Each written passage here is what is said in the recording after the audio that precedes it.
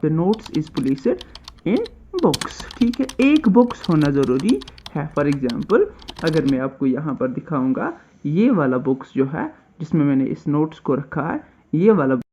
अस्सलाम वालेकुम, welcome back to the channel.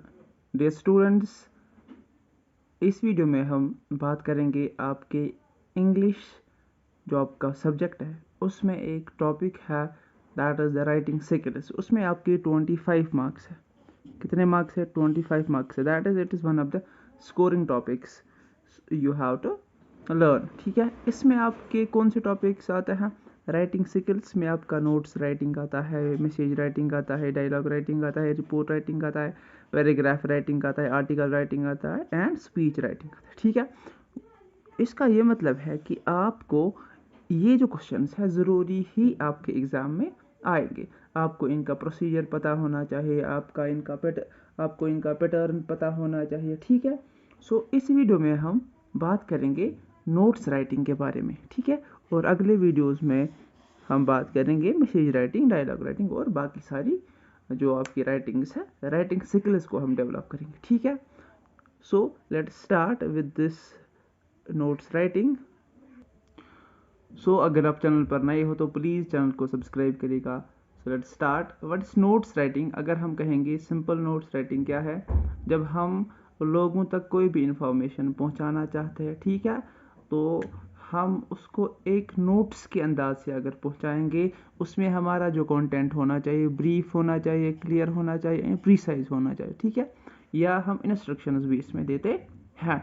अब मैं आपको यहाँ पर सिंपल पॉइंट्स बताऊंगा जो आपकी नोट्स राइटिंग के लिए बहुत ही ज़्यादा इम्पॉर्टेंट है। कौन से पॉइंट्स है? जैसे सबसे पहला जो इम्पोर्टेंट पॉइंट है, the notes content of the notes is placed in books. ठीक है, एक बुक्स होना ज़रूरी है। फॉर एग्जाम्पल अगर मैं आपको यहाँ पर दिखाऊंगा, ये वाला बुक्स जो है जिसमें मैंने इस नोट्स को रखा है, ये वाला बुक्स होना बहुत ही ज़रूरी है।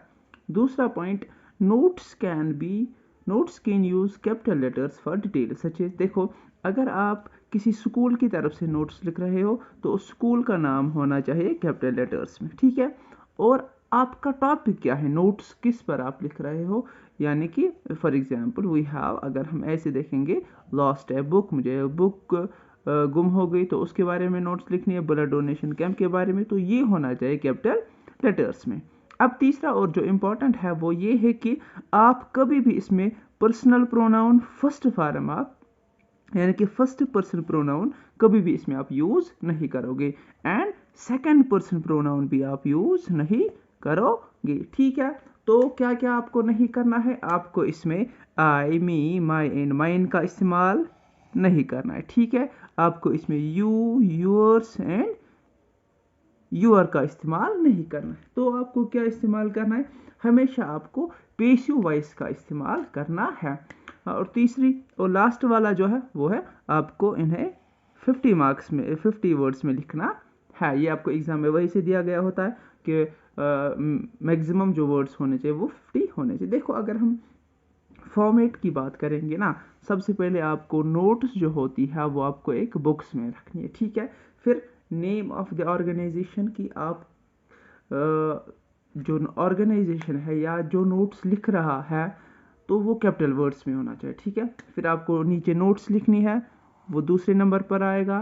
ठीक है, फिर आपको डेट लिखना है। देखो, ये आएगा पहले नंबर पर, ये बुक्स। ठीक है, दूसरे नंबर पर ये आएगा, तीसरे नंबर पर आपका ये आएगा, then we have the date, ये आएगा चौथे नंबर पर।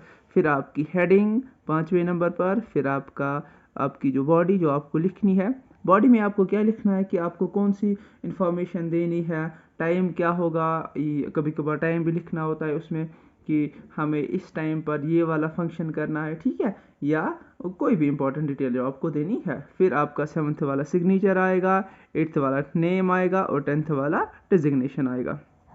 ये जो है ये आपका पूरा ये फॉर्मेट जो होता है इसका नोट्स का कंप्लीट करेगा। इससे ज़्यादा आपको कुछ भी नहीं लिखना है और आपके 4 या 5 मार्क्स आराम से आ जाएंगे। ठीक है, अगर वीडियो अच्छा लगा तो शेयर करिएगा, लाइक करिएगा, कमेंट करिएगा और सब्सक्राइब भी करिएगा। Thank you very much.